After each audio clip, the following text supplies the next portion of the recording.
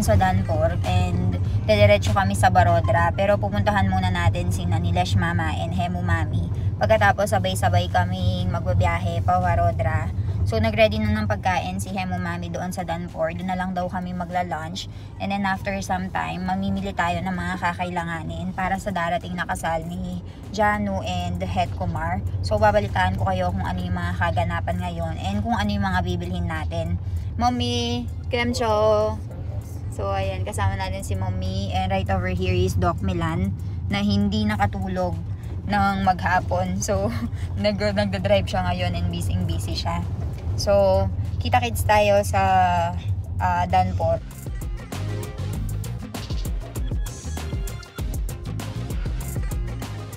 Nandito ulit kami sa Danpor. Mami! Pachaya! So nandito kami sa Danpor and kakain kami dito. Pinaghanda kami ni Hemu Mami and Lola ba. So ayun, kakain na tayo. Dating namin sa Danpor guys, nakaready na yung pagkain namin. And si Doc Milan nga, gutom na. Kaya naupo na siya and nag-start na kumain. Yeah, malpura. And meron tayo dito snack baji. So ayan guys, nandito kami ngayon sa Jalak Kalpi. And kasama natin si Janu and Hemu Mami. Hemu Mami! Over there is Nilesh Mama, Milan. And Papa Nilesh Mama, Kemcho! So, ipapa-color natin yung ano ni Janu, yung damit niya. So, nandito tayo sa Jalak. So, parang hindi yata pwedeng ipa-dye yung ano. So, parang hindi yata pwedeng ipa-dye yung damit ni Janu. So, parang bibili kami ng bago ngayon. So, nandito kami sa isang tindahan. So, tignan natin kung ano, kung mapagbibilhan nila tayo. Tignan natin kung ano magiging decision nila, kung bibili ba or hindi. So, maraming namimili dito and maraming nagpe-prepare for the marriage. So, tignan natin. Over there is pink. Very good. You can choose color there, wine color. Look. You look ugly? Yes. Your hair is lambo. That's right. So, titignan natin kung mapapakulay natin yung damit ni Janu. So, mamimili tayo ng color ngayon. It's either mag-red siya or little bit pinkish, ganun. So, nandito kami ngayon sa pinapagkulayan na store. So, namimili na sila ng kulay na pipiliin nila and papagawa sa bahay. Ganon. Ganon. When are you gonna cut your hair? Before. Very lambo already. In 2-3 days. Good thing you remove your beard today. Yes. In 2-3 days I will cut.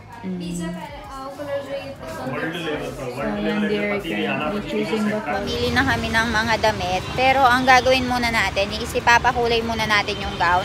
And kapag hindi nga magano yung pagkakakulay, that's the time na bibilhin natin yung napili natin na gown na pinakita ko sa inyo kanina. So, may pinagpipilian kaming dalawa and pagdating ni Het Kumar, doon natin ipa-finalize kung ano ba yung susuotin niya.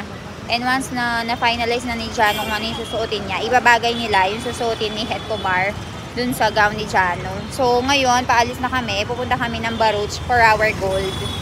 Mami! Ayan, nagmamaneuver na tayo.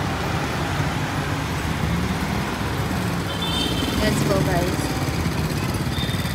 So, ayan, nandito kami ngayon sa Kalamandir Jewelers. And bibili naman kami ng mga golds para kay Janu.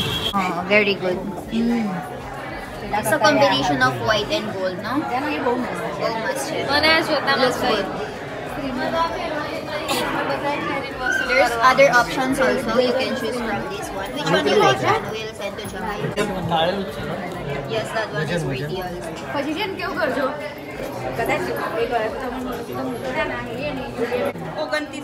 I like this one. Dahil nga kakasal na si Janu guys, kasama namin ngayon sina Hemu Mami and Nilesh Mama dahil magbibigay nga daw sila ng regalo na gold para kay Janu. So sinama nila si Janu ngayon dito para siya mismo yung makapamili kung ano ba yung gold na gusto niya. And gusto nga nila masiguro na yung bibilhin nga nilang gold para sa kanya susuotin niya and hindi lang niya itatanggap. Ganun talaga yung tradition dito guys. Gold talaga yung mga binibigay nila sa mga kamag-anak kasi para sa kanila mas magandang ibigay yung gold kaysa yung mga bagay-bagay. After nga naming mapili yung gold ni Janu, susunod naman kaming pumunta dito sa second floor nila and meron nga sila ditong iba't ibang mga collection, pang lalaki naman. And ngayon, pinipilian na naman namin si Het Kumar ng kwintas kasi ito yung re-regalo namin sa kanya. So marami nga silang pinakita sa amin and hindi nga kami makapag-decide kung ano ba yung gusto talaga ni Het Kumar. So iba-iba pa yung mga kwintas na pinagtatry namin. Ang isa nga sa mga katangian ni Het Kumar mahilig siya sa mga kapal na mga kwintas. So pinapatry nga namin kay Milan ito and hindi niya talaga gusto kasi si Milan guys, napakasimple talaga niyan, hindi man magsusuot ng kahit ano.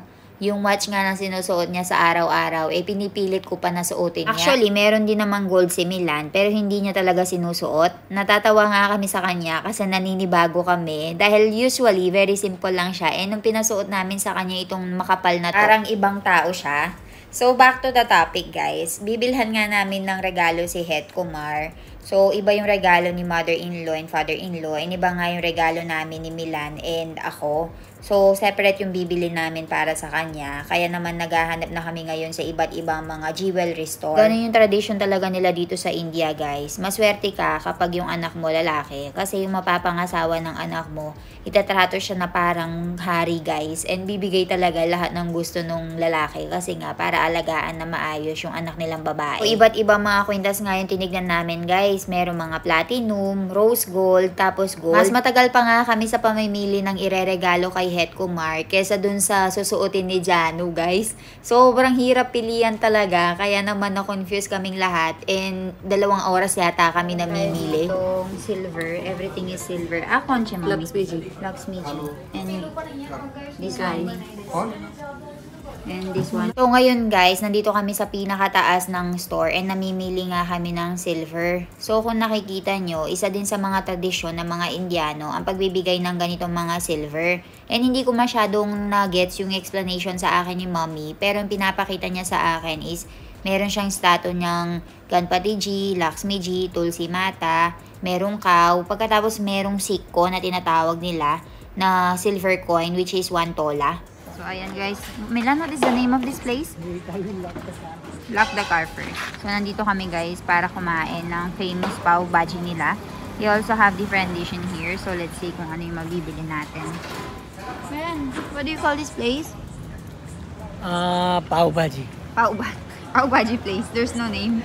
Yes. And napapansin nyo, napakaraming tao. So, order tayo. So, magluluto na ngayon sila ng, I think, pulaw or pav bhaji yung una nila lulutuin. I think pav bhaji muna. So, tignan natin kung ano yung mga ilalagay nila mga ingredients. Ayan, capsicum.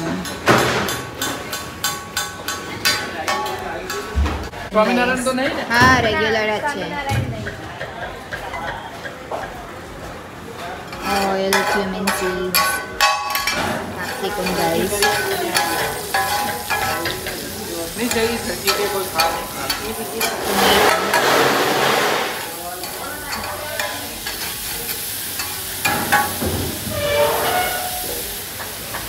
Chili powder, cumin powder.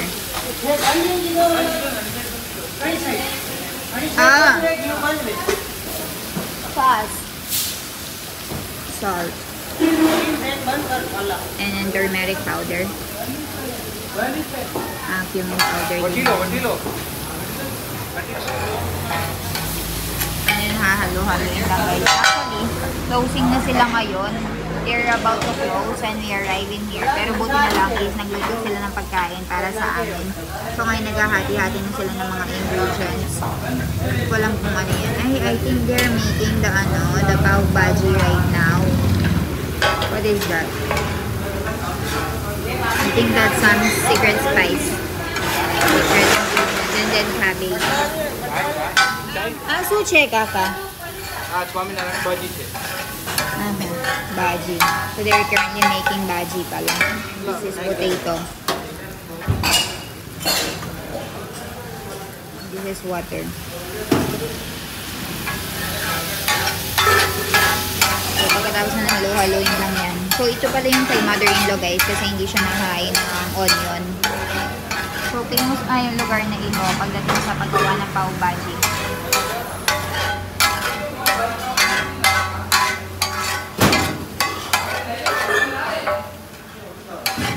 So, every now and then, ninadagdagan nila ng oil. So, ngayon, hinaantay lang nila na maluto yung potato and lahat ng mga vegetables na nilagay nila. So, nilagyan nila ng counting water.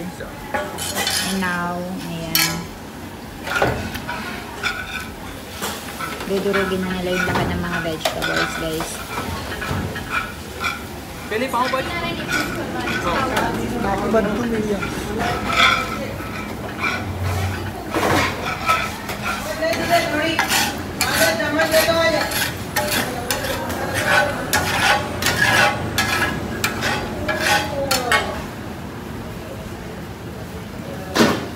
Now, they will put in chili powder on the side kasi gusto ni mother-in-law na maanghang yung sa kanya. So, sa kanya nga itong paw bhaji na to. Lagyan nila ng counting oil na naman and hinalo na naman nila dun sa bhaji.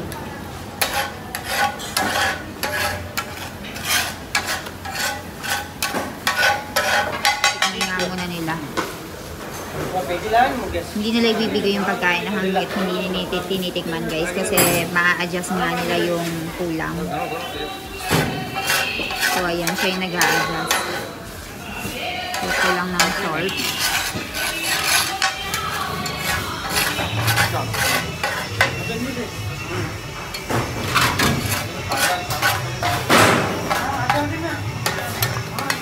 Now, this is the paw. ले या एक स्वामी Narayan Yung kay sa kanila, regular paw bhaji.